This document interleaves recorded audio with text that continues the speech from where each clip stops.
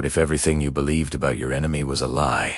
Imagine being captured in battle, loaded onto a ship with no idea where you're going, and waking up in a country you've only heard about in terrifying propaganda. Most of us think we know the story of German prisoners of war in America, but the reality is far stranger and much more human than you'd ever expect. Behind the barbed wire fences, I found moments of kindness, confusion, and even hope. My experience shattered every assumption I ever had. Stay with me, because this is a story you won't forget. My name is Hans Keller. I was a 22-year-old farm boy from the rolling hills of Bavaria when the war tore my world apart. Like so many others, I was drafted into the German army and sent to fight in the scorching deserts of North Africa. In 1943, after months of desperate combat, my unit was surrounded. We were forced to surrender.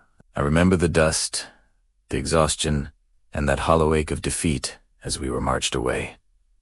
None of us knew what would happen next. Rumors swirled among us. Would we be sent to England, or to some harsh, distant camp? When we learned we were being shipped across the Atlantic to America, a cold fear gripped us. What would the Americans do? Would we ever see our families again? The stakes felt impossibly high. As the ship pulled away from everything I knew, I wondered if I'd ever return home. When we finally arrived at the American POW camp, my heart pounded with dread. The stories I'd heard on the ship replayed in my mind teles of brutal guards, starvation, and endless labor. As the gates closed behind us, I braced for the worst. But almost immediately, reality began to clash with my expectations. The camp was nothing like the grim prison I'd imagined. The barracks were clean, the beds had real mattresses, and the food, though simple, was plentiful. It was far better than anything we'd eaten in the field. Some guards even greeted us with nods or brief smiles, a small gesture that unsettled me more than any threat could have. I felt a strange sense of relief, but it was quickly followed by guilt. Was I betraying my homeland by feeling grateful to the enemy? Around me, other prisoners whispered their suspicions, warning that this kindness was just a trick. Tension simmered between those who wanted to adapt and those who clung to anger and distrust. Every day was a struggle to find my place, torn between the loyalty I owed to Germany and the undeniable reality that not all Americans were the monsters I'd have been taught to fear. Life in the camp settled into a rhythm that was both strange and strangely comforting. Each morning, we lined up for roll call, then set out on work details, sometimes tending gardens, repairing fences, or even helping on nearby farms. The meals were regular and filling. I found myself surprised by the way the American guards treated us. They saw us not as enemies, but as men. Some would even try out a few words of German, and I began to pick up bits of English in return. Still, the ache of homesickness never left me. At night, I lay awake, thinking of my parents and younger sister, wondering if they were safe, if they even knew I was alive. Letters from home were rare treasures, passed from hand to trembling hand, read and reread until the paper wore thin. There were moments of hope, to a Christmas celebration where we sang old carols, sharing memories of home and heated debates among us prisoners about the future of Germany. One day, a guard quietly handed me an extra apple, his eyes kind but sad.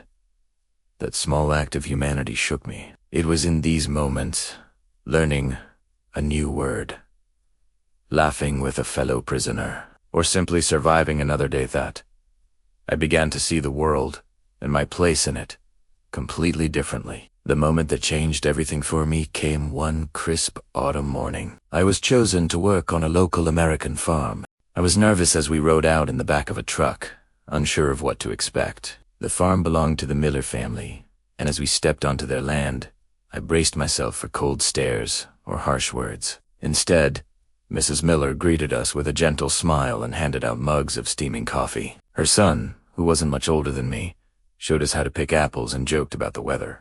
At lunchtime, they invited us to sit at their picnic table, sharing sandwiches and stories in a mix of broken English and German. I watched as Mr. Miller treated us with the same respect he gave his own workers. That day, I realized that the lines drawn by war were not as absolute as I had believed. The Miller's kindness wasn't a trick or a trap, it was genuine compassion. For the first time, I allowed myself to feel gratitude toward my so-called enemy. I began to imagine a life after the war, one where I could carry these lessons home. Hope once a distant memory, flickered back to life, and I understood that even in the darkest times, our shared humanity could shine through. When the war finally ended, the news swept through the camp like a storm. There were cheers, tears, and stunned silence, all at once. Soon after, we were told we would be sent home. I should have felt only joy, but as I boarded the ship back to Europe, I was filled with uncertainty. What would I find in Germany? Would my family still be there? The country I returned to was almost unrecognizable. Cities in ruins, people haunted by loss, and a sense of defeat hanging in the air. Yet, as I walked through the shattered streets, I carried something unexpected with me, a sense of hope and a new understanding of the world. The fear and suspicion I'd felt before my capture seemed almost foreign now. My time in America had shown me that kindness could exist even between enemies, that compassion could break through the hardest barriers. I found myself sharing stories of the millers and the guards who treated us with dignity, hoping to plant seeds of reconciliation among my fellow Germans. The experience changed me forever. I learned that war is not just about nations and armies, but about people, each with their own fears, dreams, and capacity for goodness. Even in the darkest times, it is possible to see the humanity in others, and that is what gives us the strength to rebuild and move forward. If there's one lesson I hope you take from my story, it's this: war divides us, but it's our shared humanity that can heal even the deepest wounds.